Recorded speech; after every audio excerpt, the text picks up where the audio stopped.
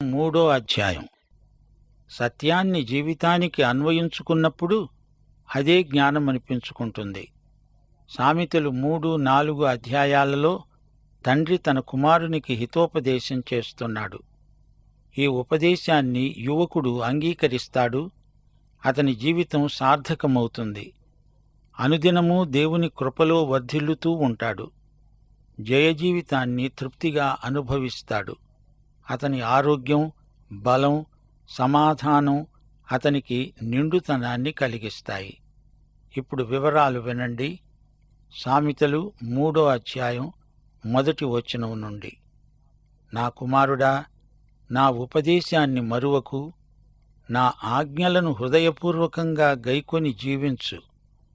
నా ఆజ్ఞలు నీకు శాంతి కలుగజేస్తాయి. దీర్ఘాయువు కలిగి సుఖజీవనం చేస్తావు. దయను సత్యమును ఎన్నడునూ నిన్ను విడిచిపోనీయవద్దు. వాటిని కంఠభూషణముగా ధరించుకో. నీ హృదయమనే పలక మీద వాటిని రాసుకో. దయా సత్యము అనే 2 సుగుణాలు యువకులకు అలంకారం. వైఖరులలో, క్రియలో ఈ 2 లక్షణాలు కనిపించాలి. ఈ రెండిటికి తోడు ప్రేమ కూడా ఉండాలి. బాధ్యత నెరిగి విశ్వసనీయుడై జీవించాలి. దయగల వ్యక్తి ఇతరుల క్షేమాన్ని మనస్కరిస్తాడు. పరోపకారం అతని ధ్యేయం. కేవలం తలంపులు, మాటలు చాలవు. దయా సత్యము క్రియారూపంలో కనిపించాలి. మన వైఖరి, మన క్రియ ఈ 2 సమతూకంలో ఉండాలి. 4-5 వచనాలు. దేవుని దృష్టియందును మానవుల దృష్టియందును నీవు దయనొంది మంచివాడనిపించుకుంటావు. నీ పూర్ణ హృదయముతో యెహోవాయందు నమ్మకముంచు. నీ ప్రవర్తన అంతటియందు ఆయన అధికారానికి ఒప్పుకో. అప్పుడు ఆయన నీ త్రోవలను సరళము చేస్తాడు. కొంచెం ఆలోచించండి. మనకు ఏది శ్రేష్టమైనదో అది మనకే తెలియదు, దేవునికి తెలుసు. దేవుడే సరైన తీర్పరి. మనకు కావలసింది ఏదో నిర్ణయించవలసిన వాడు దేవుడే. మన తీర్మానాలన్నీ దేవుని చిత్తానికి అనుగుణంగా ఉండాలి. మన జ్ఞానం, మన తెలివి పనిచెయ్యవు. ఆయన అధికారానికి మనము లోబడాలి.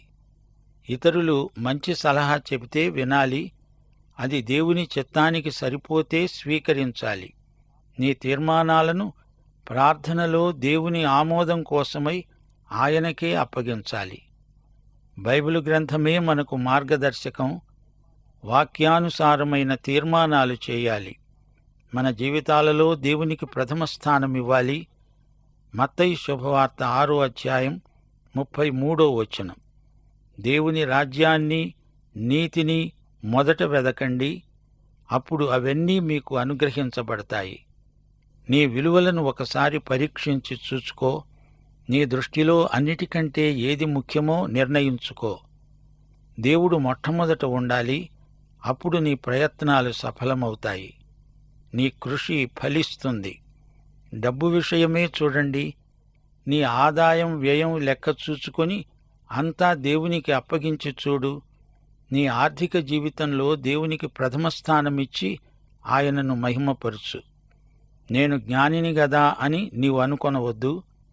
యెహోవాయందు భయభక్తులు కలిగి చెడుతనం విడిచిపెట్టు.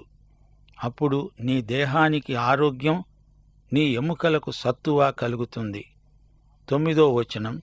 నీ రాబడి అంతటిలో ప్రథమ ఫలము, నీ ఆస్తిలో భాగము ఇచ్చి యెహోవాను ఘనపరచు. అప్పుడు నీ కొట్లలో ధాన్యము సమృద్ధిగా ఉంటుంది. నీ గానుగలలో నుండి కృత ద్రాక్షరసము పైకి పొరలి పారుతుంది. ప్రియ సోదరుడా, నీవు వాడుకున్న తరువాత మిగిలింది దేవునికిస్తావా? అది ఆయనను అవమానపరిచినట్లే. నీ రాబడిలో ప్రథమ ఫలం ఆయనకివ్వాలి. నీ జీవితంలో ఆయనదే ప్రథమ స్థానం.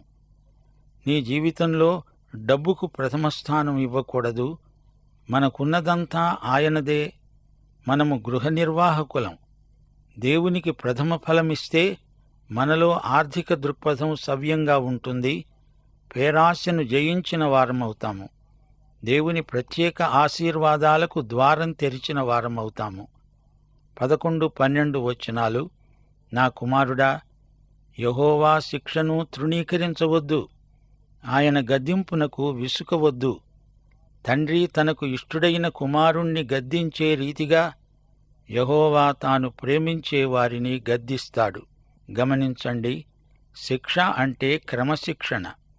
దేవుడు మనకు తన చిత్తాన్ని క్రమశిక్షణలోనే నేర్పుతాడు. కొందరికి క్రమశిక్షణ ఇష్టముండదు. ఈ లోకంలో కొందరు యజమానులు తమ పనివారిని క్రమశిక్షణ పేరుతో వేధిస్తారు. క్రూర స్వభావంతో వారిని వధిస్తారు. వారిలో ప్రేమ ఉండదు. అయితే దేవుని క్రమశిక్షణ ప్రేమపూర్వకమైనది.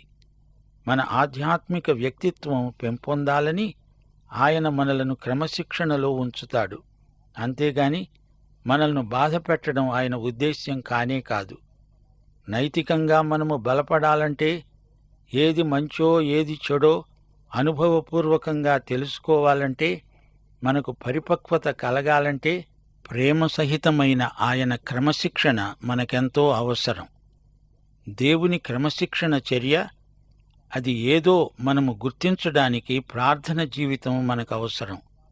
మన జీవితంలో కష్టాలు ఎదురైనప్పుడు, మనకు తెలిసినంత వరకు మనలో ఏ పాపము కనపడనప్పుడు, సహనంతో యథార్థత కలిగి దేవుని నడుపుదల కోసమై కనిపెట్టాలి. 13వ వచనం, జ్ఞానము సంపాదించినవాడు ధన్యుడు, వివేచన కలిగిన నరుడు ధన్యుడు. వెండి సంపాదించే కంటే జ్ఞానం సంపాదించటం మేలు, అపరంజిని సంపాదించటం కంటే జ్ఞాన లాభం నొందటం మేలు. పగడముల కంటే అది ప్రియమైనది. నీ ఇష్టవస్తువులన్నీ దానితో సమానములు కావు. కుటుంబ జీవితంలో గాని, వృత్తి వ్యాపారాలలో గాని విజయం ప్రాప్తించాలంటే ఏమి చెయ్యాలి? కష్టించి పని చెయ్యాలి, క్రమశిక్షణ పాటించాలి. దేవుని బిడ్డలకు సులభ పద్ధతులంటూ లేవు. చెమటోడ్చి పని చెయ్యాలి, వేరే మార్గం లేదు. జ్ఞానం కావాలంటే దేవుని వాక్యాన్ని కష్టించి పరిశోధించాలి, దేవుని ఆజ్ఞ మేరకు జీవించాలి. అప్పుడు గాని క్రైస్తవ జీవితంలోని మహానందం నీకు తెలిసిరాదు. 16వ వచనం, అది జ్ఞానం, దాని కుడి చేతిలో దీర్ఘాయువు, దాని ఎడమ చేతిలో ధనఘనతలున్నాయి. దాని మార్గములు రమ్యమార్గములు, దాని త్రోవలన్నీ క్షేమకరములు. జ్ఞానము వలన కలిగే ప్రయోజనాలు కోకొల్లలు. దీర్ఘాయుష్షు, ఐశ్వర్యం, ఘనత, శాంతి, సమాధానాలు ఇవన్నీ దైవజ్ఞానం నుండే కలుగుతాయి. సామెతల గ్రంథమంతటా జ్ఞానవాక్కులే వినపడతాయి. ఈ లోకం ప్రస్తుతం కలవరంలో ఉంది. అయితే దేవుని దృష్టిలో జ్ఞాని అయినవాడు ఆశీర్వదించబడతాడు. అయితే ఈ లోకంలో పాపమనే దుష్టశక్తి ఉన్నది. అది దేవుని జ్ఞానానికి వ్యతిరేక శక్తి. యేసు ప్రభువు వచ్చి తన నిత్యరాజ్యాన్ని స్థాపిస్తాడు. అప్పుడు ఈ గ్రంథంలో చెప్పబడిన జ్ఞాన ఫలితాలన్నీ వాస్తవమవుతాయి. ఇప్పుడు నమ్ముతున్నాము, అప్పుడు చూస్తాము. 2 కొరింథీ 5వ అధ్యాయం 6వ వచనం, వెలిచూపు వలన కాక విశ్వాసము వల్లనే నడుచుకుంటున్నాము. ఒకానొక రోజు మన జ్ఞానం అనగా దేవుడిచ్చిన జ్ఞానం మహిమైశ్వర్యంగా మన అనుభవంలోకి వస్తుంది. జ్ఞానమును అవలంబించే వారికి అది జీవవృక్షం. దాన్ని పట్టుకునే వారందరూ ధన్యులు. జ్ఞానము వలన యెహోవా భూమిని స్థాపించాడు. వివేచన వలన ఆయన ఆకాశ విశాలమును స్థిరపరిచాడు. ఆయన తెలివి వలన అగాధ జలములు ప్రవహిస్తున్నాయి. మేఘముల నుండి మంచు బిందువులు కురుస్తున్నాయి. నా కుమారుడా, లెస్సయైన జ్ఞానమును వివేచనను భద్రము చేసుకో. వాటిని నీ కన్నుల ఎదుట నుండి తొలగిపోనీయవద్దు. అవి నీకు జీవముగాను నీ మెడకు అలంకారముగాను ఉంటాయి. జ్ఞానం వేరు, లోకజ్ఞానం వేరు. లోకజ్ఞానం సాధారణ జ్ఞానం, అది కూడా దేవుడిచ్చిందే. అయితే సామెతల గ్రంథంలోని జ్ఞానం దైవజ్ఞానం. దేవుణ్ణి అనుసరించేవారికే ఇది దొరుకుతుంది. ఈ దివ్యజ్ఞానం సాధారణ జ్ఞానాన్ని మించినది, సామాన్య జ్ఞానాన్ని అధిగమించినది. విద్య, శిక్షణ, క్రమశిక్షణ ఇవన్నీ మానవునికి కొంతవరకు తోడ్పడతాయి. సునిశితమైన పరిశీలన, సాంకేతిక పరిజ్ఞానం ఇవన్నీ ఒక ఎత్తు, దేవుని సత్యాలను వ్యక్తిగత జీవితానికి అన్వయించుకోవడం మరో ఎత్తు. 23వ వచనం, యువకుడా, నీ మార్గమున నీవు సురక్షితముగా నడుస్తావు, నీ పాదము ఎప్పుడూ తొట్రిల్లదు. పండుకున్నప్పుడు నీవు భయపడవు, నీవు పరుండి సుఖముగా నిద్రిస్తావు. ఆకస్మికముగా భయం కలిగినప్పుడు, దుర్మార్గులకు నాశనం వచ్చినప్పుడు నీవు భయపడవద్దు. యెహోవా నీకు ఆధారమవుతాడు. నీ కాలు చిక్కుబడకుండా ఆయన నిన్ను కాపాడుతాడు.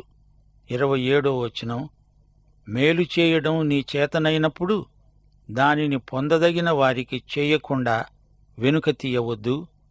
ద్రవ్యము నీ వద్ద ఉండగా రేపు ఇస్తాను పోయిరా అని నీ పొరుగువానితో అనవద్దు. అప్పు చేయడం గొప్ప తప్పు.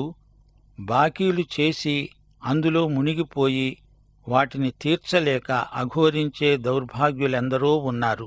ఒక వ్యక్తికి నీవు డబ్బు అచ్చి ఉంటే అది కీడేగాని ఎవరికీ మేలు కాదు. దాని ద్వారా మనస్పర్ధలు వస్తాయి, స్నేహం పాడైపోతుంది. బాకీ తెచ్చుకోవడానికి ఎంత తీవ్రంగా ప్రయత్నించావో అలాగే బాకీ తీర్చడానికి కూడా అంతగా ప్రయాసపడాలి. గడువు కంటే ముందుగానే బాకీ చెల్లించే ప్రయత్నం చేయాలి. అలా చేయకపోతే అలాంటివాడు అవిశ్వాసి కంటే భ్రష్టుడు. నీ పొరుగువాడు నీ వద్ద నిర్భయంగా నివసించేటప్పుడు వానికి అపకారం కల్పించవద్దు. నీకు హాని చెయ్యని వానితో నిర్నిమిత్తముగా జగడమాడవద్దు.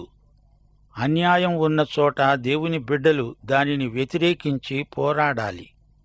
పాపాన్ని రక్తము కారేటంతగా ఎదిరించి పోరాడాలి. అంతేగాని ప్రతి ఒక్కడితో మాట పట్టింపులు పెట్టుకుని గిల్లి కజ్జాలతో కాలం వృధా చేయకూడదు. చిల్లర మల్లర విషయాలను గురించి వాదోపవాదములు చేయవద్దు. వ్యక్తిగతంగా నీకు ఏదో అసౌకర్యం కలిగిందని జగడమాడవద్దు. పాపముతో పోరాడవలసిన నీ శక్తిని అనవసర విషయాల్లో వృధాగా ఖర్చు చేయవద్దు. బలాత్కారం చేసే వానిని చూచి మత్సరపడవద్దు. వాడు చేసే క్రియలను ఏమాత్రమును చేయగోరవద్దు. కుటిలవర్తనుడు యెహోవాకు అసహ్యుడు, యథార్థవంతులకు ఆయన తోడుగా ఉంటాడు. భక్తిహీనుల ఇంటిమీదికి యెహోవా శాపం వస్తుంది. నీతిమంతుల నివాస స్థలాన్ని ఆయన ఆశీర్వదిస్తాడు. అపహాసకులను ఆయన అపహసిస్తాడు. దీనుని ఎడల ఆయన దయచూపుతాడు. ప్రియులారా, 1 కొరింథీ 1:30-31 వచనాలు మరచిపోకండి. మీరు క్రీస్తు యేసునందున్నారు. అతిశయించేవాడు ప్రభువునందే అతిశయించాలని వ్రాయబడినది. ఇది నెరవేరునట్లు దేవుని మూలముగా ఆయన మనకు జ్ఞానమై ఉన్నాడు. యేసే మన జ్ఞానం. కీర్తనలు 119 వచనం 11. నీ ఎదుట నేను పాపము చేయకుండునట్లు నా హృదయములో నీ వాక్యము ఉంచుకొని ఉన్నాను. ఎజ్రాను గురించి మీరు విన్నారు గదా. ఎజ్రా గ్రంథం 7వ అధ్యాయం 10వ వచనం, ఎజ్రా యెహోవా ధర్మశాస్త్రమును పరిశోధించి దాని చొప్పున నడుచుకోవడానికి, ఇశ్రాయేలీయులకు దాని కట్టడలను విధులను నేర్పడానికి దృఢనిశ్చయం చేసుకున్నాడు. యోహాను సువార్త 14వ అధ్యాయం 23వ వచనంలో ప్రభువు ఏమన్నాడు? ఒకడు నన్ను ప్రేమించిన ఎడల వాడు నా మాట గైకొంటాడు. అప్పుడు నా తండ్రి వానిని ప్రేమిస్తాడు. మేము వాని వద్దకు వచ్చి వాని వద్ద నివాసం చేస్తాము. యేసు చెప్పినట్లు చేస్తే ఆయనను ప్రేమిస్తున్నామని రుజువుపరచిన వారమవుతాము. దేవుని కృపా వాత్సల్యం మన హృదయాలను ఆనందంతో ఉక్కిరిబిక్కిరి చేస్తాయి. దేవుని వాక్యాన్ని ధ్యానించే వ్యక్తికి దేవుని ఆమోదం ఎల్లప్పుడూ ఉంటుంది. 2 తిమోతి 2వ అధ్యాయం 15వ వచనం, దేవుని ఎదుట యోగ్యునిగాను సిగ్గుపడనక్కరలేని పనివానిగాను సత్యవాక్యమును సరిగా ఉపదేశించేవానిగాను నిన్ను నీవే దేవునికి కనపరుచుకోవడానికి జాగ్రత్తపడు. సామెతలు 28వ అధ్యాయం 26వ వచనం హృదయాలపై ముద్రించుకోండి. తన మనస్సును నమ్ముకునేవాడు బుద్ధిహీనుడు, జ్ఞానముగా ప్రవర్తించేవాడు తప్పించుకుంటాడు. మత్తయి సువార్త 6వ అధ్యాయం 22వ వచనంలో ప్రభువు హెచ్చరిక గమనించండి. నీ కన్ను చెడినదైతే నీ దేహమంతా చీకటిమయమై ఉంటుంది. నీలో ఉన్న వెలుగు చీకటి అయి ఉంటే ఆ చీకటి ఎంతో గొప్పది. దేహమునకు దీపము కన్నే గనుక నీ కన్ను తేటగా ఉండిన ఎడల నీ దేహమంతా వెలుగుమయమై ఉంటుంది. 2 తిమోతి 2వ అధ్యాయం 19వ వచనం దేవుని యొక్క స్థిరమైన పునాది నిలకడగా ఉన్నది. ప్రభువు నామమును ఒప్పుకునే ప్రతివాడు దుర్నీతి నుండి తొలగిపోవాలి. కొందరు దాతృత్వమును గురించి ఎక్కువ మాట్లాడతారు గాని వారిచ్చేది తక్కువగా ఉంటుంది. దేవుని క్రమశిక్షణ ఎంతో అర్థవంతమైనది. యోబు గ్రంథం 17వ అధ్యాయం 18వ వచనం దేవుడు గద్దించే మనుష్యుడు ధన్యుడు. కాబట్టి సర్వశక్తుడైన దేవుని శిక్షను తృణీకరించవద్దు. ఆయన గాయపరచి గాయమును కట్టుతాడు. ఆయన గాయం చేస్తాడు. ఆయన చేతులే స్వస్థపరుస్తాయి. నేరస్తుణ్ణి శిక్షిస్తారు. చిన్న పిల్లలకు క్రమశిక్షణ గరుపుతారు. క్రమశిక్షణకు బదులు శిక్ష, శిక్షకు బదులు క్రమశిక్ష పెడితే అది అపసవ్యమవుతుంది. దేవుణ్ణి సేవించేవారికి దీర్ఘాయుష్షు. దేవుని వాక్యాన్ని శ్రద్ధగా అధ్యయనం చెయ్యాలి. వాక్యం విషయంలో సోమరితనం క్షమించరానిది. రోమాపత్రిక 12వ అధ్యాయం 19వ వచనం మననం చేయండి. ప్రియులారా, మీకు మీరే పగ తీర్చుకొనక దేవుని ఉగ్రతకు చోటివ్వండి. పగ తీర్చటం నా పని, నేను ప్రతిఫలమిస్తానని ప్రభువు చెప్తున్నాడు. దైవాశీస్సులు. ఆమేన్.